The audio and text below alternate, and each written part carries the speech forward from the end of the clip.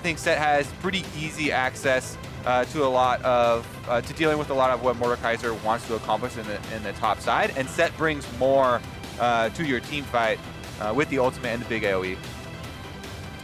See what we have around the map. I'm interested what Closer and Goldenglue also go with here. We expect Huni to be quite strong in the top side for this matchup. Now, another small funny story. Yes, Kalista, everyone thinks of it as the bottom laner, has also been played top because you can have a lot more options doing your Oathsworn with your jungler or with even a mid lane champion I've seen in a couple of these solo queue games. And then you have crazy stuff coming out, like cannons are bound to the Kalista. So this is probably going to be an AD carry Kalista, but I want to leave the door open because it has recently been played in the solo lane position. Froggen playing to the crowd. We have a bunch of York fans here today as you see the Aatrox locked in as well on the side of Golden Guardians. We'll see where this Sett decides to go in the end. Bunch of York fans. Going over to Thresh. That's the yeah from me. He gets locked in. We're back to the second phase of bans here, and we'll see what the teams have for each other. If you have York and Mordekaiser, the Gravedigger Death Lord combo, I just feel like that's just a chance to like win, right? The crowd is in there.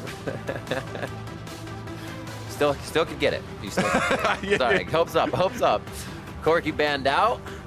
Could have a Zir on one side if that's going to be the case. And 20 seconds here for Dignitas to finalize a ban. Yeah, if they're looking at a lot of the popular just blind pick mids, you know, the Zoe, the Syndra, the LeBlanc, those are the obvious ones that are still left up for the AP options. That would mean that Dig would have to do an AD jungler though, because they already have Mordekaiser AP threat from the top side, which is very, very doable. You know, you can do double AP solo laners with an AD jungler, no problem.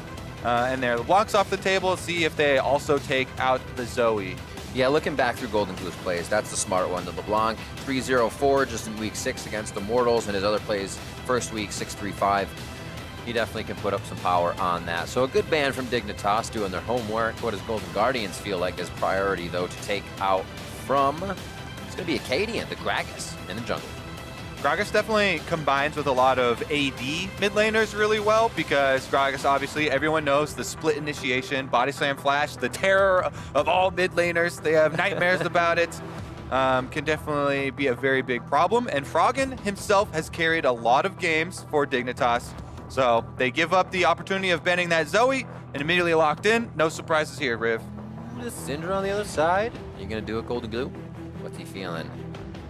He has had Diana in the past few weeks. The Orianna did not work so much for him recently.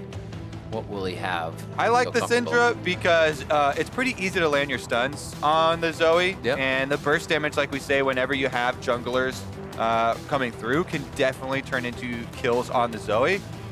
She is just one of the most annoying champions to deal with. And you're always going to have to worry about that mid-game long-range poke from her, though. We'll see if they can combine this Syndra with a jungler or closer to get those kills. And there you go. Something that has really risen in priority. It can either be a Pantheon jungle or a Sett jungle, and the other one go top lane. But I expect it to be jungle Pantheon.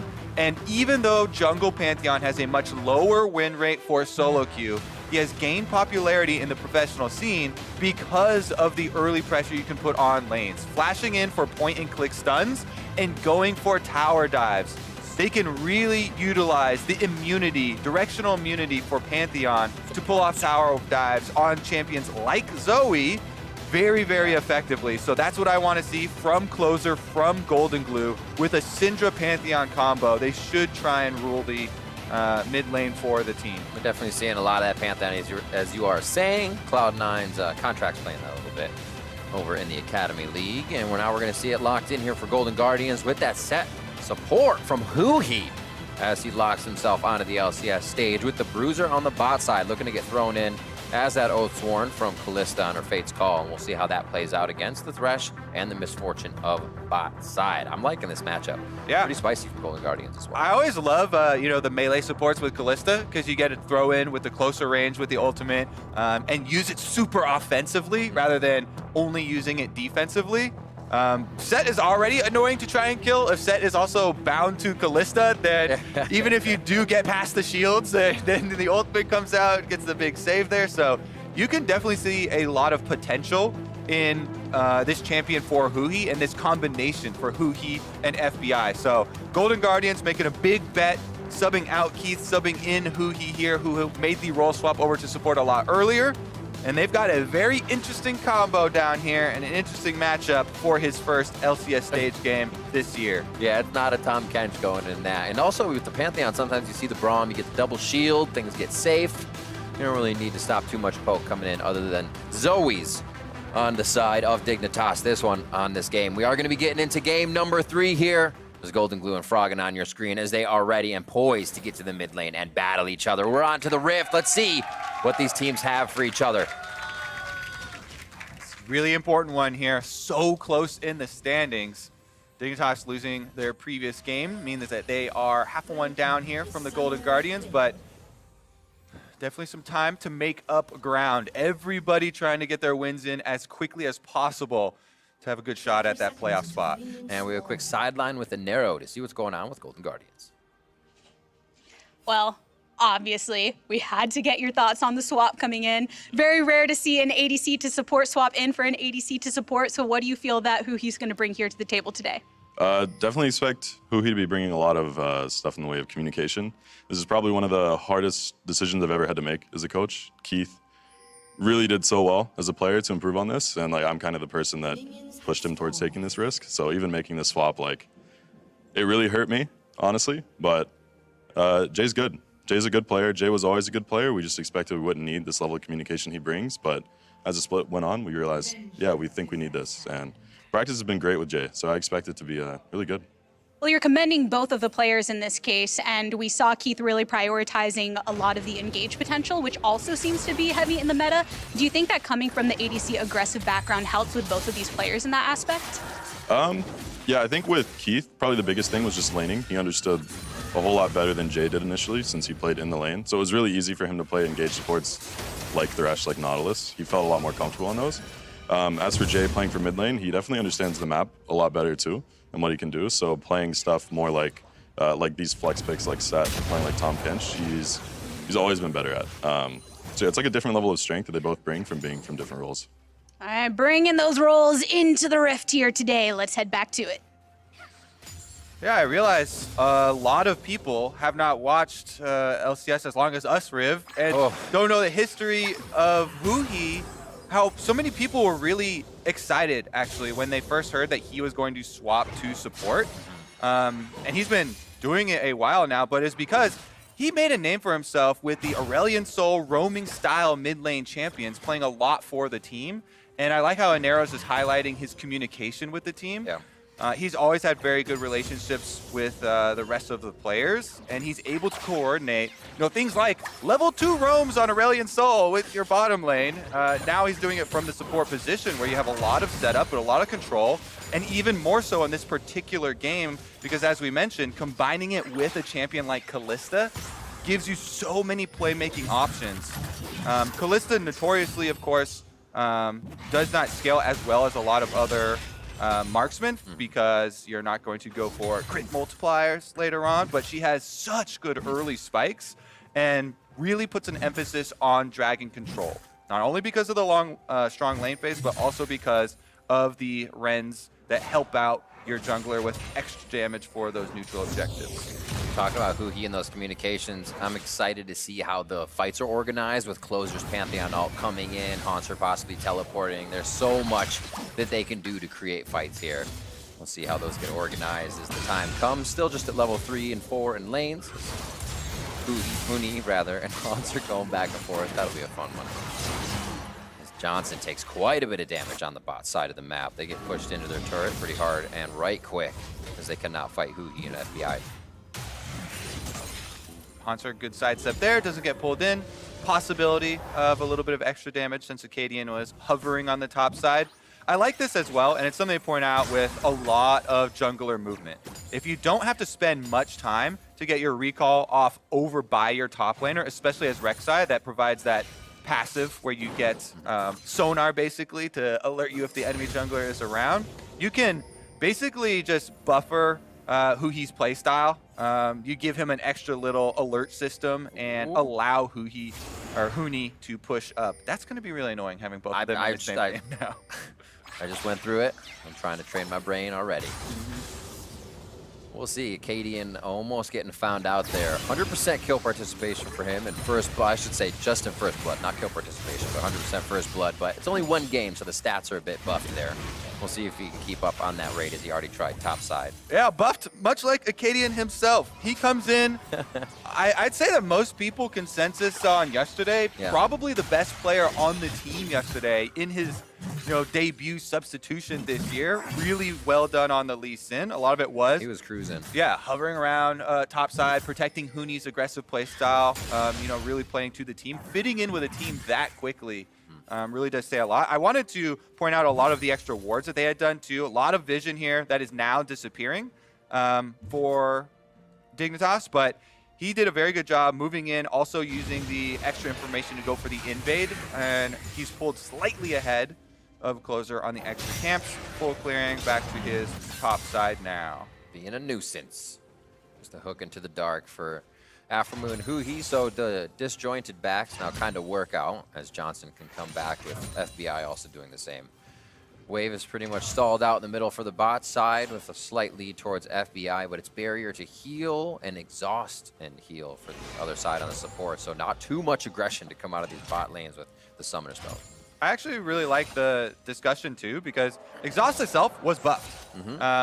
Extra half a second on the duration of it really does go a long way. It was a decent summoner spell already, reducing a lot of damage, but it can shut things down like Pantheon that are jumping into the middle of your team. It's a fairly squishy jungler, and if you take away the damage options and slow the champion too, so you can then get around his directional immunity, makes it a lot easier to deal with. So Aphromoo definitely has a lot of answers for the team right now with Thresh, able to get those plays as well. We'll see if anything does happen mid lane. I probably expect there to be less action initially mid lane because both of them has taken cleanse. Yeah. We were looking for early kill pressure, but if both mid laners opt into the cleanses, it really puts a stop to those CC chains. See a bit of a fight onto Akaadian. He should be able to tunnel out of this with Froggen helping. A walk back from Hauntzer as he gets to top, which means Huni should be able to do the same and get himself there without a teleport. So nicely done by the top laners, and that CS should be cleaned up by Hauntzer, which gives him about a wave lead, rather. Yeah, Hauntzer's got the wave in a really nice spot for himself. Haunting guys return there for Huni on the Mordekaiser. Gonna be able to stack up damage over time. Should be able to get good use out of the madness in a melee versus melee matchup there versus the Aatrox. Meanwhile, mid lane, they're mostly just fighting over shoving the waves. As we talked about, both of them with the cleanses, a lot more defensive there. We'll have to see if the junglers make their first moves, because once level 6 does come in, pretty big options for both, and they're very different. Rek'Sai has options for ganking over walls that other junglers do not have. If we look at the top side like we are right now, getting behind him and going over this wall is something that is very rare for junglers. Because you want to have your dash ability plus your CC abilities after you go for the ganks. But you'll have extra damage there with your level 6 acquired for the ultimate too. Surprised to see no rotation here, especially with it being Cloud Drake first. Nobody wants that Rift Herald right away. Seems like Akaadian Closer have been able to find each other on the jungle ever so slightly and keep track of each other, so it's been hard to get up there. Vision's already on that by Golden Guardian for Rift Herald, so ping has just gone down by Dignitas. Maybe they'll start to head over. There is Aphromoo following Akaadian. And look at this. Going into the Dragon, FBI and Huhi actually go clear out the ward. Meanwhile, Aphromoo has roamed to the top side of the map. You see Thresh on your mini-map right now. Aphromoo hovering up around the possible Rift Herald swap play. Everybody knows your 8 minutes as soon as he's up there. Very common nowadays, so Dignitas looking around for where Golden Guardians are trying to get their extra pressure. It's the Man of Steel, just walks up to Fog of War and feels like clearing out a tunnel. Didn't even know there were 3 members on the other side. So Golden Guardians feel like they have pretty good control apparently as they see FBI and Huhi moving up and down the river, knowing Dignitas is doing some type of roaming. As that all comes to an end, they realize Dignitas is now power and numbers on bot side. Yeah, and there's a reason for the trepidation on the side of Dignitas. because they know that Pantheon is now level 6. Even if That's a good point. if they do not have vision immediately of this champion, if you start out a play, you have to account for the possibility of the ultimate coming in, of them turning around that numbers advantage. So that's why both teams are just playing to very conservative ward lines right now. And Dignitas take their time, drop down their triple control wards through the river, slowly clear out those wards before finally starting up the dragon and just trading the objectives. Rift-Trail going over to the side of Golden Guardian. That'll feel good. The fight topside would have been fantastic too. Caulfield's finished up there, so having a big cooldown for the fight. And it looks like those are straight objectives, as you said. Looking at the goal differences on the map, no core items just yet, as we're just at the 10-minute mark. But Ocean Drake is next, so we got Mountain or Infernal to change the rift. And this trade, see if the hook lands, does. Coming around, Huhi looks like he could be in a bad spot here. Tries to get the face breaker down, Haymaker back for shield, and Akaadian doesn't want anything to do with that now.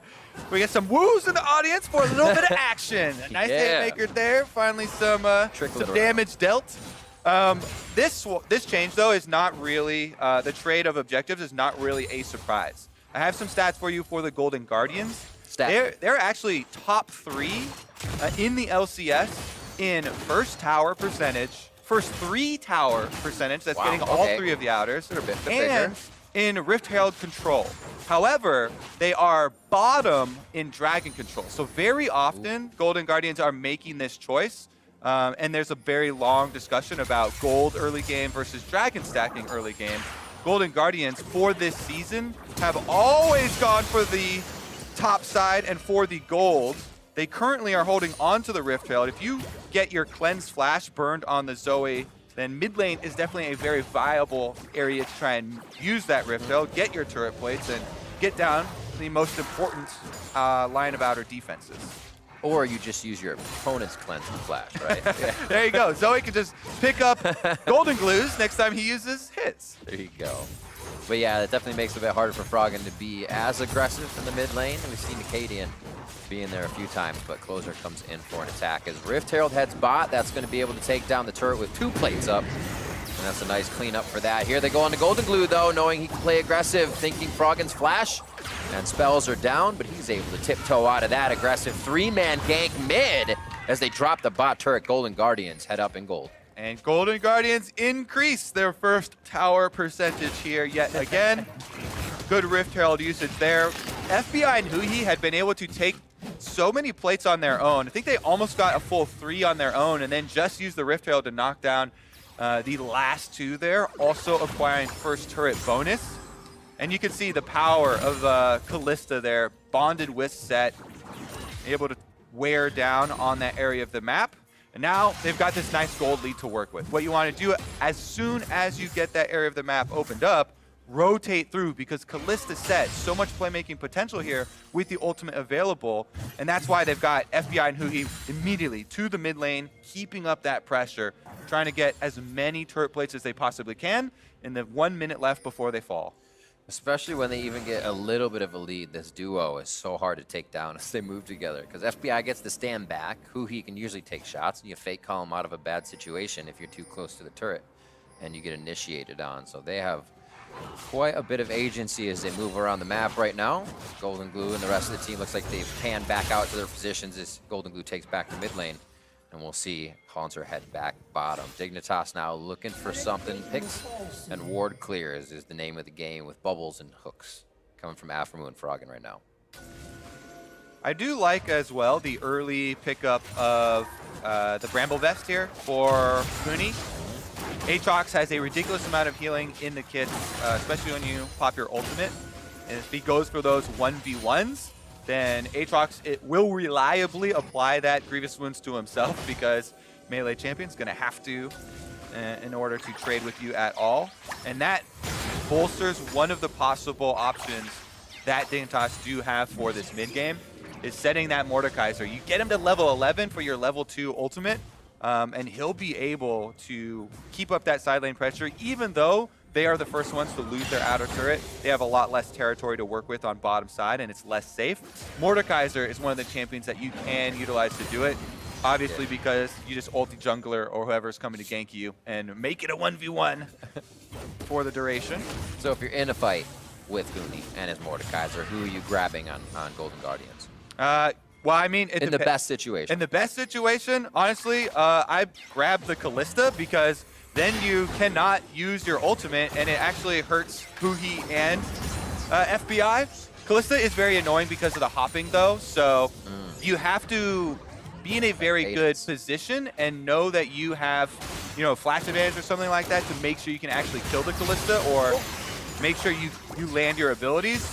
Because Kalista is definitely one of the ones that can outplay the Mordekaiser in the death realm, so I get a little hesitant.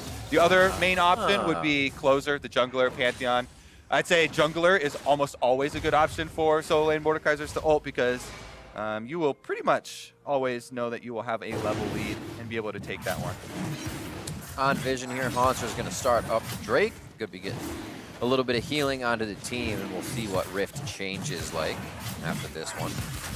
25.5 to 23.5, so Golden Guardians holding a slight lead, but not really feeling, I'd say, comfortable to push that, or maybe they're just waiting for Dignitas to make a mistake. Dig has been doing a great job at clearing. Props to Aphromoo. Every time we see him on the screen, he's got a sweeper up, or he's a Scryer Bloom, scratching down these wards from Golden Guardian. So I guess it would be hard to go into the Fog of War against that Zoe and Thresh, and especially Akaadian.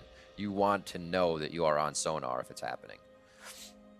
Yep, big pickup there of the Dragon as well for the Golden Guardians.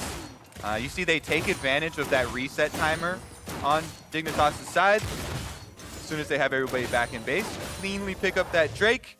Outer tower on the bottom side being down also means that Huni couldn't push up. They didn't have any extra minion vision or anything, so well done by the Golden Guardians to secure themselves a neutral objective without any confrontation on the side of Dig.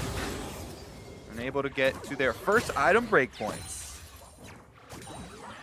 There's a gold on your screen. Is actually a lot of this might be used in the next fight. Everybody's spiking a little bit on that first item. Blade of the Rune King, Essence Reaver for your marksman in respective. We'll see this going down now. 9,000 onto the Rift Herald.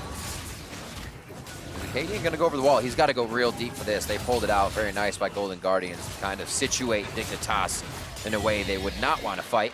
And Golden Guardians is able to come up with 2 of those Rift Heralds. Stats going up, Kobe.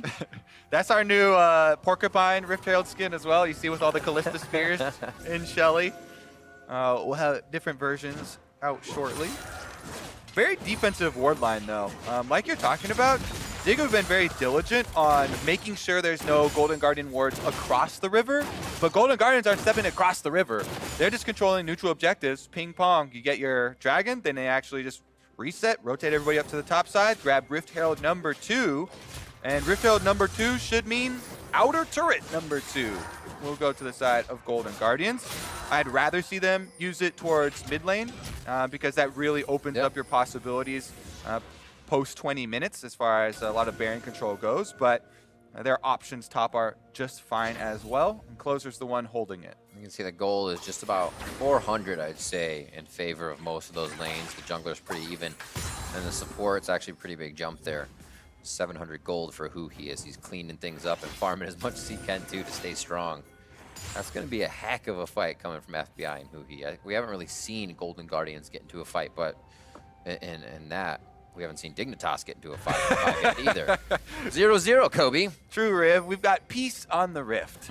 No fights to be found here. And it's infernal, too. Ocean's already gone, so they should be getting pretty hypey right now.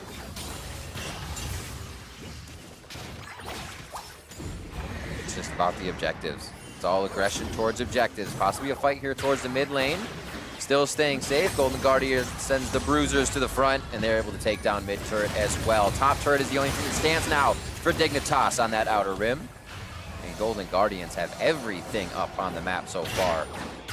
The only thing they've lost is that Cloud Drake, so they will back up. Dignitas still looking for ways in, but they're not forcing themselves into a fight, feeling like they're behind, which I think is also a good mentality. Keep yourself in. Yeah, it's definitely tough because we keep on this defensive path for Dig, and they're going to continue to lose territory. We just put mid lane turret at top of the list, Riv. Top of the list is checked off now for Golden Guardians. Rift Herald used, mid turret down. And it's only half a minute until the Baron does come up. So very clear move here for Golden Guardians now.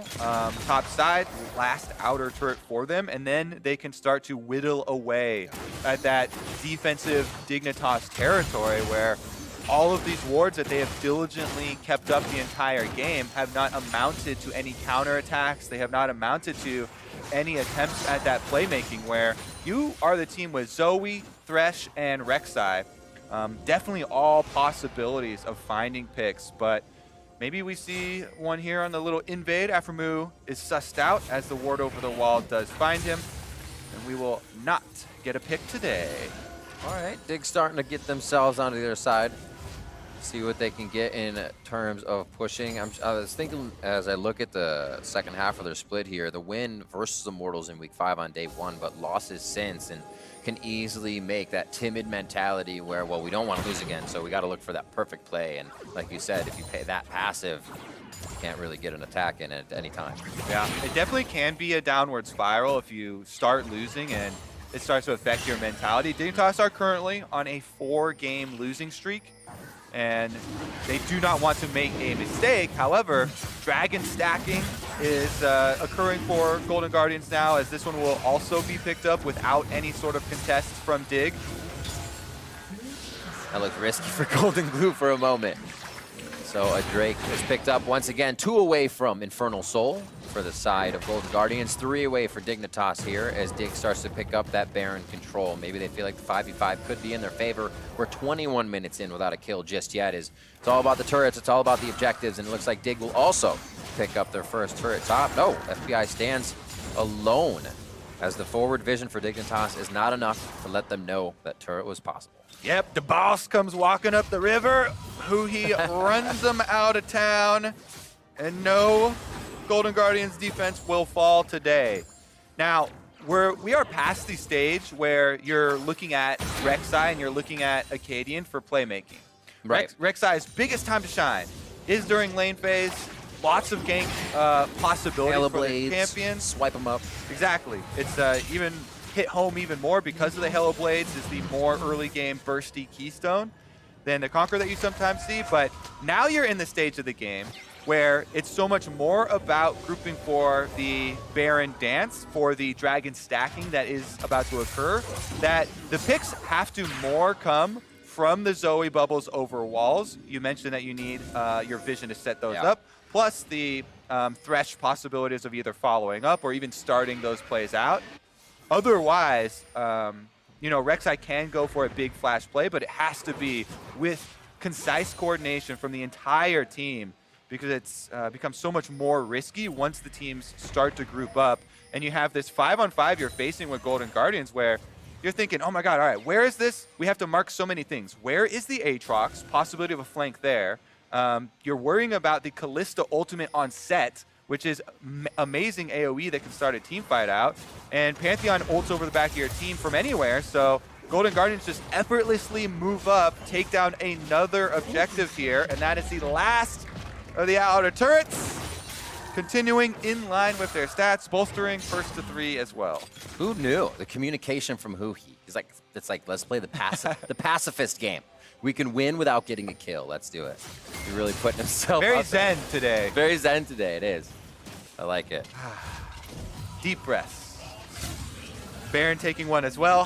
What just happened? They were poking me for a while. They completely pull off. Yeah, no reason to rush it right now. It's only 23.5 minutes into the game, and there's no kill to be had, and no reason to rush that ahead. So 39.4, 37.1. I just did the same thing. Yep. We'll get that for you in a second for the latest first blood, because it's got to be coming up soon. I mean, the golems are just taking a beating this game. Yeah, honestly, we've got a If you're a jungle camp, oh man. The chickens! Think of the chickens! Oh. There's so many. They're building up the confidence. I mean, look at this. I can fight 6 people at once. Look at that clean, Go into 5 clean now. tunnel usage here by Akaadian. We're in there. Here we go. Scuttle Crab speed, look at speeds this. him up. They hit the Scryer's Bloom and Riv. Dramatization with Ward. Fog of War. Ward fight, ward fight, ward fight. Whoa! It's a bubble! Oh, he is cleansed. But the ward goes down. Progress. Okay. Remember, both these teams sitting at 5 wins right now. Possibilities that either of them fall out of contention for playoffs. Currently, I would say they both have great chances for getting in. But this game is definitely going to move the needle quite a lot as far as perception. So 13-13 for this split was the latest previous First Blood. I remember Mega Zero. Blow it out of the water! Mega Zero's on Renekton was like 24 minutes back in the day. So we're past that too. Oh. Should we go for an all-time record? Yeah, let's go for every league. I am sure I'm sure that we've never ended a game without a kill. The True Pacifist Award. Ooh. That's one of those achievements that pops up on your Steam and you're just like, why don't really feel proud to have that, but kind of I do. One of the craziest stats I remember was Chowster's Janna game where he lived for 60 minutes on that one. Yeah. When he's on CLG. I still remember that, but there are some good ones. We'll see if we can get one for this. We're checking the longest record right now. I always thought it was funny when I'd be watching a basketball game with my family and they would just throw out these stats that were like, on Tuesdays when pizza is served in the arena, they have never missed more than 4.5 free throws. And you're just like, what? That sounds interesting. Give him pizza! It's not really. I want some pizza now. Damn. Oh, Kobe, there's going to be a death. I cannot wait. Hauntzer kind of flanking, but they had a Rek'Sai and it saw him and he walked out. Here we go! This is the part I'm here for! Oh, Aphromoo's gonna get hit first. The hooks are going out and it's gonna be Aphro going down for First Blood. It's going into the hands. FBI, he says, open up. We're coming on in. He's gonna be in the death realm. Huhi in the death realm. But they take the tanky guy and he's gonna be able to come back out with a 50 kale shot coming from Goldenglue. There's another one as Akaadian falls to the floor. They'll drop Johnsun too. And Golden Guardians dropped Dignitas for the first fight of the game. Golden Guardians dropped the big elbow on him there, Riv. They were taking neutral objective after neutral objective, and finally with the fight, we see why the Golden Guardians smash Dignitas here. That's gonna be the Baron. They can also go grab the Dragon, and I don't think there's gonna be a strong contest from Dig. Their revival timers are coming up now. Froggen does not have a smite picked up, so he does not go for a possible Zoe steal. Baron and Power recalls mean they can recall and they get back out to that Drake. Let's take a look at this team fight though. We mentioned the Sett and Kalista combo. They don't even have to use it. Huhi knows. Oh, that face breaker. He can just flash in there, front line. And then even though he gets ulted by Mordekaiser as a support, he's got a stopwatch and he's also Sett. So crazy regeneration is able to survive the death realm. And once he pops out, he knows that his team has won the 4v4 side of it as well. Oh, we're going right back into it. Dig's gonna lose another one. That's actually Dragon going over to Akaadian, but they do take down Huni. At the same time, this game went from pacifist to pass the fist real quick. 27.5 minutes, still fight towards the bot side. Aphromoo is gonna get taken out here possibly by Hauntzer. And the 1v1 as Akaadian comes to help, but he probably put himself in a bad spot. Tunnels to safety and Huhi, there it is. Can't face break him back. Yep, one bright spot for Dig is that Akaadian did steal that Dragon like you're talking about. They get an Infernal Drake, they delay the possibility of the 3 and the Soul, but unfortunately for them, Riv, I'm going to predict this game does not pop up a Soul Dragon, and Golden Guardians are inside the base with that Baron buff. As you can see with the spike in the gold grab, they are running amok. Yeah, that's going to be a big one for Dignitas to have to climb back up.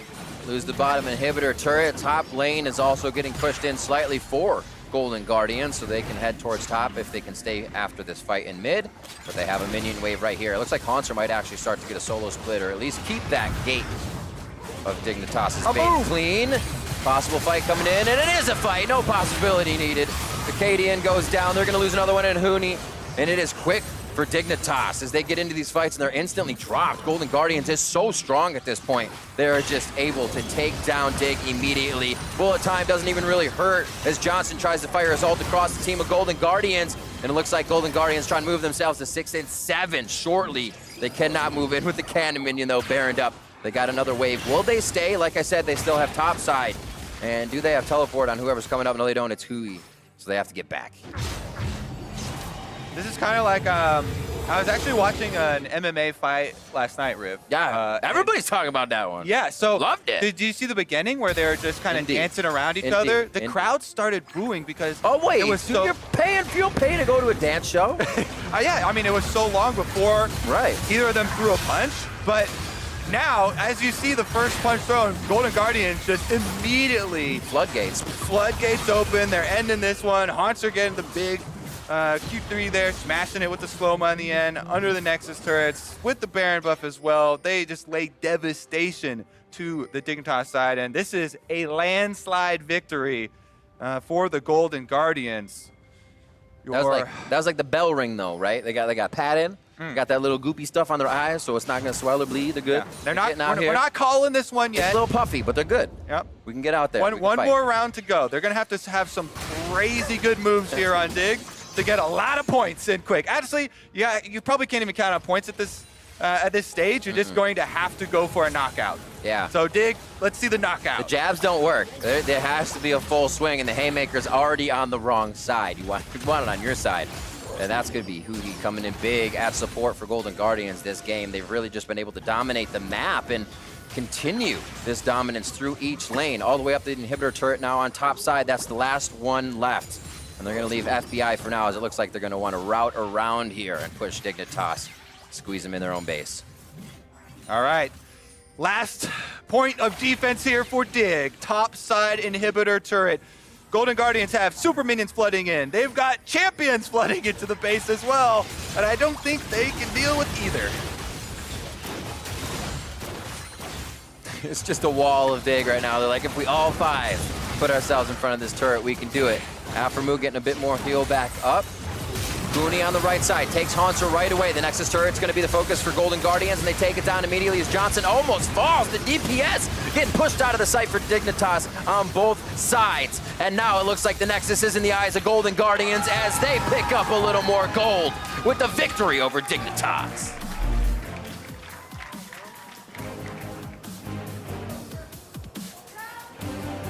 Golden Guardians picking up their big win over Dignitas here. More separation, 6 wins now for them.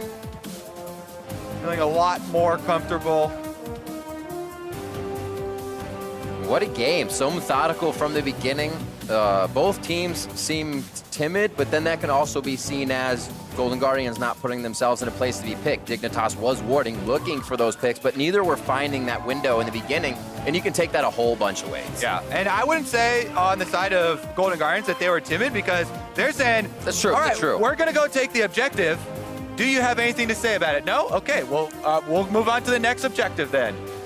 We will go now take the mid turret. We will take the